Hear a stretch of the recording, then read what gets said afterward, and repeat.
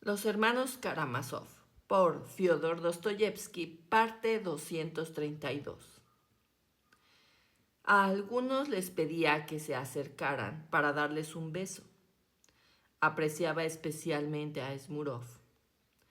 En cuanto al capitán asistente, desde el principio, la presencia en su casa de aquellos niños que venían a divertir a Ilyusha colmó su alma de alegría y entusiasmo, e incluso le infundió esperanzas de que Ilyusha dejara de estar triste, y así, quién sabe, se curaría antes. A pesar de su miedo por Ilyusha, en ningún momento, prácticamente hasta el final, albergó la menor duda de que su niño se curaría de repente.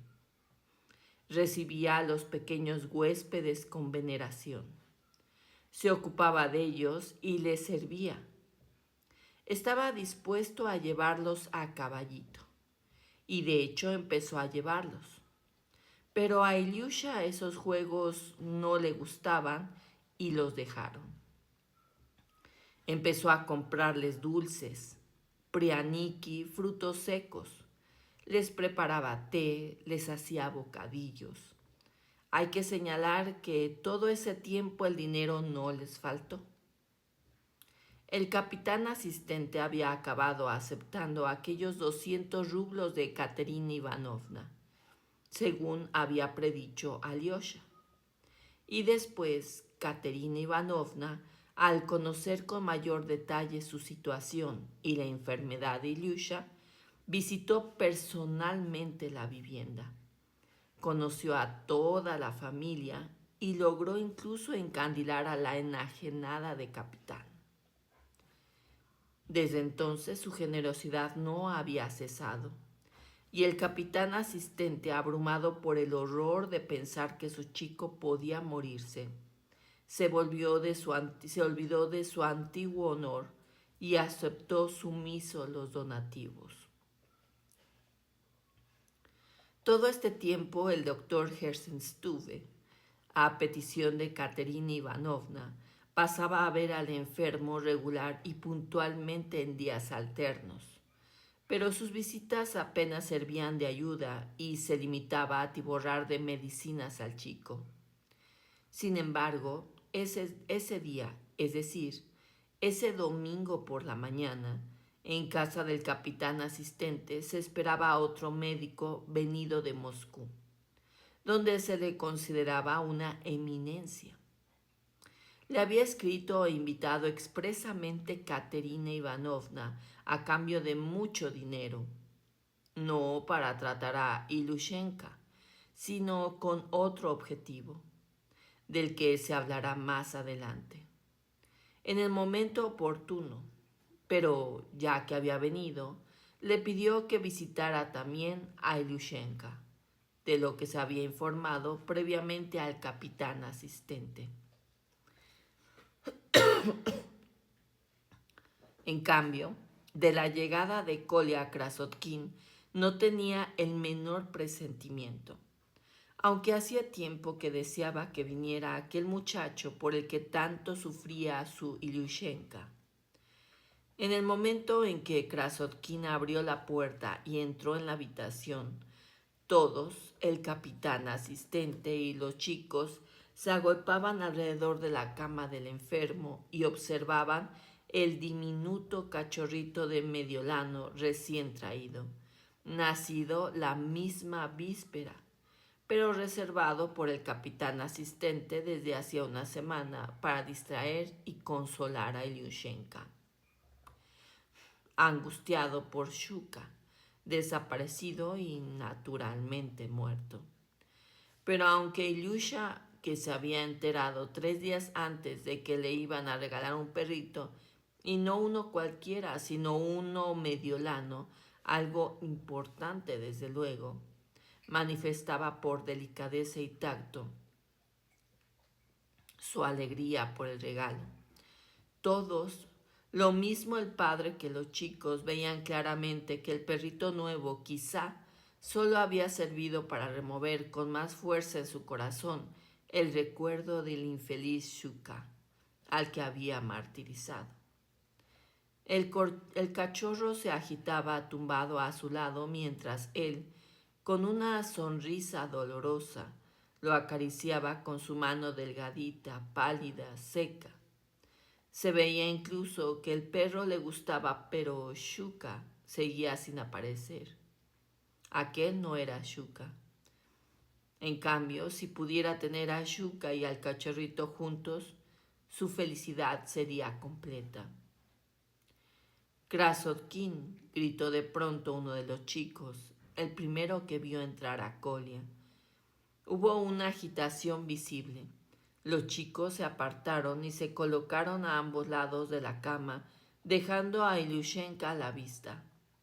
El capitán asistente se levantó precipitadamente para recibir a Kolia. «Tenga la bondad, por favor, querido huésped», balbuceaba. «Ilyushenka, el señor Krasotkin ha venido a verte». Pero Krasotkin, tras darle la mano rápidamente, mostró al instante su extraordinario conocimiento de las normas de etiqueta. Se dirigió en primer lugar a la esposa del capitán asistente que estaba en su sillón y que precisamente en ese momento estaba terriblemente descontenta y refunfuñaba porque los chicos le tapaban la cama de Ilyusha y no lo dejaban ver al perrito nuevo. Y juntó los tacones frente a ella con extrema cortesía. A continuación se volvió a Ninotka y como una dama le dedicó idéntico saludo. Este comportamiento cortés produjo en la dama enferma una impresión singularmente agradable. «Este sí es un joven bien educado», dijo en voz en grito, abriendo los brazos. «No como los otros invitados, vienen el uno encima del otro». «¿Cómo que el uno encima del otro, mami? ¿Cómo es eso?», balbuceó el capitán, asistente con dulzura, aunque recelando un poco de la mami.